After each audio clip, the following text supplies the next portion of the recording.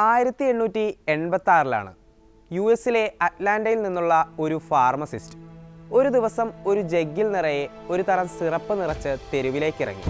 ആ സിറപ്പിലേക്ക് സോഡാ വെള്ളം ഒഴിച്ച് തെരുവിലൂടെ പോകുന്ന ആളുകൾക്ക് അദ്ദേഹം കുടിക്കാൻ കൊടുത്തു.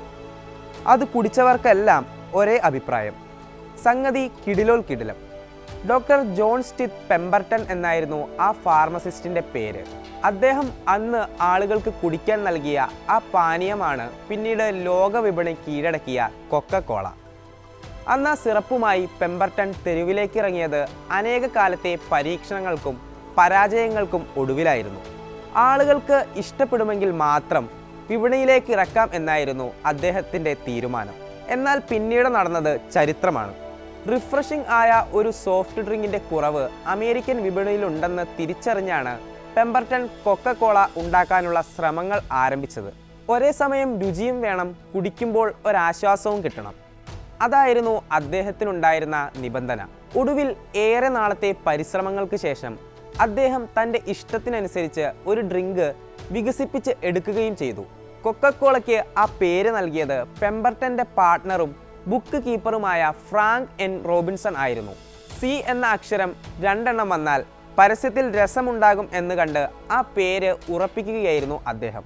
ഒരു ഡ്രിങ്ക് ഉണ്ടാക്കി വിപണിയിലെത്തിക്കുക എന്നതിലുപരി അതൊരു ബ്രാൻഡ് ആക്കി വളർത്തണമെന്നോ അതിൽ നിന്ന് വലിയ ലാഭം കൊയ്യണമെന്നോ ഒന്നും തന്നെ പെമ്പർട്ടണിന് ഉണ്ടായിരുന്നില്ല.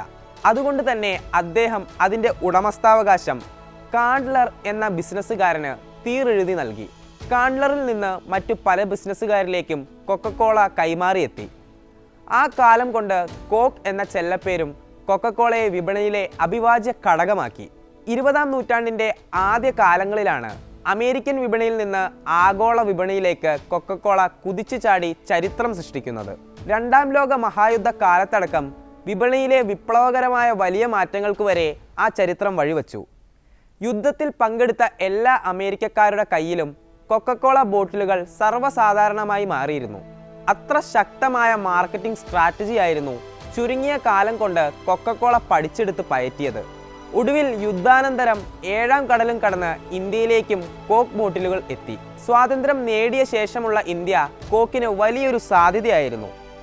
വിപണി കീഴടക്കി 3-ാം വർഷം ഡൽഹിയിൽ ആദ്യത്തെ നിർമ്മാണ പ്ലാന്റ് സ്ഥാപിച്ചു. തുടർന്നെത്തിയ വിഭജന കാലവും കൊക്കക്കോളയ്ക്ക് ലാഭം നൽകി. സംഘർഷഭരിതമായ കാലഘട്ടമായതിനാൽ ഒരു ഫോറിൻ ഉൽപ്പന്നം രാജ്യത്ത് ശക്തി പ്രാപിക്കുന്നത് സർക്കാരിൻ്റെ കണ്ണിൽ പെട്ടിരുന്നില്ല. അല്ലെങ്കിൽ ആരും അതത്ര കാര്യമായി എടുത്തില്ല. പക്ഷേ കമ്പനി ഇത് കാര്യമായി മുതലെടുത്തു. വിഭജനത്തിൻ്റെ ആഘാതത്തിൽ നിന്ന് ഇന്ത്യ മുക്തി പ്രാപിച്ചു വരുമ്പോഴേക്കും രാജ്യത്തുടനീളം വേര് പടർത്തിയിരുന്നു കൊക്കക്കോള. 1947 ശേഷമുള്ള 2 പതിറ്റാണ്ടുകൾ ഇന്ത്യൻ ഇക്കോണമിയെ കാര്യമായി സ്വാധീനിക്കുന്ന തരത്തിൽ കൊക്കക്കോള വളർന്ന കാലമായിരുന്നു. ആ ഭീകര വളർച്ച മൂലം പിന്നീട് വന്ന പെപ്സി പോലും ഇന്ത്യയിൽ കളം പിടിച്ചില്ല. ഇന്ത്യൻ വിപണിയിലെത്തി 2 വർഷം പോലും തികയുന്നതിന് മുൻപേ പെപ്സി രാജ്യം വിട്ടു. പക്ഷേ സർക്കാരിൻ്റെ കണ്ണ് വെട്ടിച്ച് പിന്നീട് അധിക കാലം നിൽക്കാൻ കൊക്കക്കോളയ്ക്ക് കഴിയുമായിരുന്നില്ല. മൊറാർജി ദേശായി പ്രധാനമന്ത്രിയായ കാലത്ത് രാജ്യം വിടാനുള്ള കടുത്ത സമ്മർദ്ദം കമ്പനിക്ക് നേരിടേണ്ടി വന്നു. മൾട്ടിനാഷണൽ കമ്പനികൾ സംരംഭ മേഖലയിൽ നടത്തുന്ന നിയമലംഘനങ്ങളായിരുന്നു അന്ന് വ്യവസായ മന്ത്രിയായിരുന്ന ജോർജ് മാത്യു ഫെർണാണ്ടസിൻ്റെ പ്രധാന ഫോക്കസ്. സ്വാഭാവികമായും പ്രതിപ്പട്ടികയിൽ മുന്നിലുണ്ടായിരുന്നു കൊക്കക്കോള. ബഹുരാഷ്ട്ര കമ്പനികളെല്ലാം അവരുടെ വിഹിതത്തിൻ്റെ 60% ഇന്ത്യൻ എൻറ്റിറ്റിയിലേക്ക് മാറ്റണമെന്ന കർശന നിർദ്ദേശം വയ്ക്കുകയായിരുന്നു ഫെർണാണ്ടസ് ആദ്യം ചെയ്തത്. ഇതുമാത്രമല്ല, കൊക്കക്കോളയടക്കം തങ്ങളുടെ ട്രേഡ് സീക്രട്ട് ഓഹരി ഉടമകൾക്ക് പങ്കുവയ്ക്കണമെന്നും അദ്ദേഹം ശാഠിച്ചു. ഷെയർ നൽകുന്നതിന് സമ്മതമായിരുന്നെങ്കിലും സീക്രട്ട് ഫോർമുല നൽകണം എന്ന നിബന്ധനയ്ക്ക് കൊക്കക്കോള ഒരിക്കലും വഴങ്ങിയില്ല. അങ്ങനെ സർക്കാർ സമ്മർദ്ദം അധികരിച്ചതോടെ 1977 മറ്റു ബഹുരാഷ്ട്ര കമ്പനികൾക്കൊപ്പം ഇന്ത്യയിൽ നിന്ന് കൊക്കക്കോള പടിയിറങ്ങി.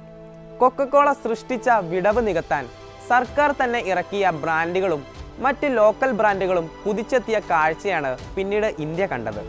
സർക്കാരി കോള എന്ന പേരിൽ ജനതാ സർക്കാർ പുറത്തിറക്കിയ കോളയ്ക്ക് കാര്യമായ ജനപ്രീതി ഉണ്ടായിരുന്നെങ്കിലും പിന്നീട് വൻ തിരിച്ചുവരവ് നടത്തിയ ഇന്ദിരാ സർക്കാരിൽ 77 എന്ന സർക്കാരി കോള വീണു.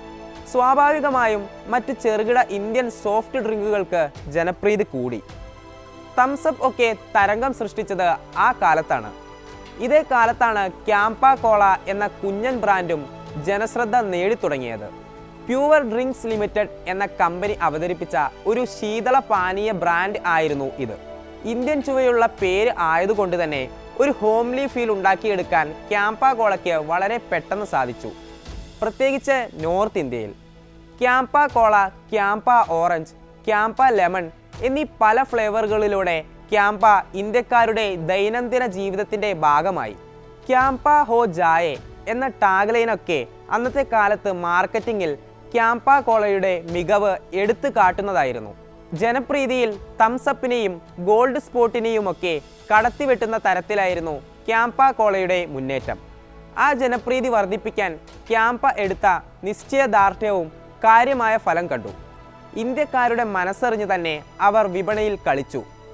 ഇതിന് ഒരു ഉത്തമ ഉദാഹരണമായിരുന്നു ക്രിക്കറ്റുമായുള്ള അവരുടെ പാർട്ട്ണർഷിപ്പുകൾ. ക്രിക്കറ്റ് ഇവന്റുകളിലും സ്പോൺസർഷിപ്പുകളിലുമെല്ലാം ക്യാമ്പ നിറസാന്നിധ്യമായ കാലമായിരുന്നു 90കൾ. വെറുതെ സാന്നിധ്യം അറിയിക്കുക മാത്രമായിരുന്നില്ല അത്തരം ഇവന്റുകളിലൂടെ കമ്പനി ചെയ്തത്. ഫോറിൻ ബ്രാൻഡുകളോട് കിടപിടിക്കുന്ന രാജ്യസ്നേഹമുള്ള ഒരു ഇന്ത്യൻ ബ്രാൻഡ്. ഇന്ത്യക്കാർക്കിടയിൽ ആ വികാരം കൊണ്ടുവരാൻ ക്രിക്കറ്റിനെ കൂട്ടുപിടിക്കുകയായിരുന്നു ക്യാമ്പ. ഇങ്ങനെ ജനപ്രീതിയും വിപണി മൂല്യവും പാരമ്യത്തിലെത്തിക്കാൻ വളരെ കുറച്ചു കാലം കൊണ്ട് കമ്പനിക്ക് സാധിച്ചു. പക്ഷേ ആ സന്തോഷം അധികകാലം നീണ്ടില്ല. ക്യാമ്പ ആഘോഷിക്കപ്പെട്ടു നിൽക്കുന്ന ആ സമയത്ത് തന്നെ കൊക്കക്കോളയും പെപ്സിയും ഇന്ത്യൻ വിപണിയിൽ തിരിച്ചെത്തി. 90കളുടെ അവസാന വർഷങ്ങളായിരുന്നു അത്. വൻ വിതരണ ശൃംഖലയും നൂതനമായ സാങ്കേതിക വിദ്യകളും വ്യത്യസ്തമായ മാർക്കറ്റിംഗ് സ്ട്രാറ്റജികളുമായി എത്തിയ ഫോറിൻ ബ്രാൻഡുകൾ ക്യാമ്പ കോളയ്ക്ക് വലിയ തിരിച്ചടി തന്നെയായിരുന്നു. എത്ര വേണമെങ്കിലും വാരിയെറിയാൻ മാത്രം പണവുമായാണ് US ബ്രാൻഡുകൾ ഇന്ത്യയിലെത്തിയത്. ഇന്ത്യയിൽ തിരിച്ചെത്തി കുറച്ചു കാലം കൊണ്ട് തന്നെ വിപണിയിൽ മുൻനിരയിലുണ്ടായിരുന്ന സോഫ്റ്റ് ഡ്രിങ്ക് ബ്രാൻഡുകളെ അവർ വരുതിയിലാക്കി. പാർലെ കമ്പനിയെ കൊക്കക്കോള ലിമിറ്റഡ് വിലക്കെടുത്തതോടെ തംസപ്പും അവർക്ക് കീഴിലായി. രസകരമായ മാർക്കറ്റിംഗ് വിദ്യകൾ വിപണിയിൽ കൊക്കക്കോളയുടെയും തംസപ്പിൻ്റെയും എല്ലാം ഡിമാൻഡ് കൂട്ടിയപ്പോൾ വിപണി സാന്നിധ്യമറിയിക്കാൻ പാടുപെടുകയായിരുന്നു ക്യാമ്പ കോള. ഇന്ത്യയിലുടനീളം ഉണ്ടായിരുന്ന ക്യാമ്പയുടെ വിപണി ക്രമേണ ഉത്തരേന്ത്യയിലും പിന്നീട് ചുരുക്കം നഗരങ്ങളിലും മാത്രമായി. 90കളുടെ അവസാനമായപ്പോഴേക്കും ഗൃഹാതുരത്വമുണർത്തുന്ന ഒരു ഓർമ്മ മാത്രമായി ക്യാമ്പ കോള പടിയിറങ്ങി. കൊക്കക്കോളയുടെ മടങ്ങിവരവിൽ അന്ന് വിപണി ഒഴിഞ്ഞ ക്യാമ്പ കോള പിന്നീട് ശക്തമായൊരു വേരൂന്നലിന് തയ്യാറെടുക്കുന്നത് 2022-ലായിരുന്നു. ഏകദേശം 23 വർഷങ്ങൾക്ക് ശേഷം കമ്പനിയെ റിലയൻസ് ഏറ്റെടുത്ത് പുനരവതരിപ്പിക്കുകയായിരുന്നു അന്ന്. ക്യാമ്പയുടെ നൊസ്റ്റാൾജിക് വാല്യൂ കണക്കിലെടുത്ത് ബുദ്ധിപരമായ ഒരു റിവൈവൽ സ്ട്രാറ്റജിയാണ് റിലയൻസ് പയറ്റിയത്. വിലയിലായിരുന്നു അവരുടെ ഏറ്റവും മികച്ച കൗണ്ടർ സ്ട്രൈക്ക്. US കോളകൾ 200 മില്ലിക്ക് 20 രൂപയാണെങ്കിൽ ക്യാമ്പയ്ക്ക് 10 രൂപ മാത്രം. 600 മില്ലി കോളയ്ക്ക് 40 എങ്കിൽ ക്യാമ്പ 500 മില്ലി 20-ന് കിട്ടും.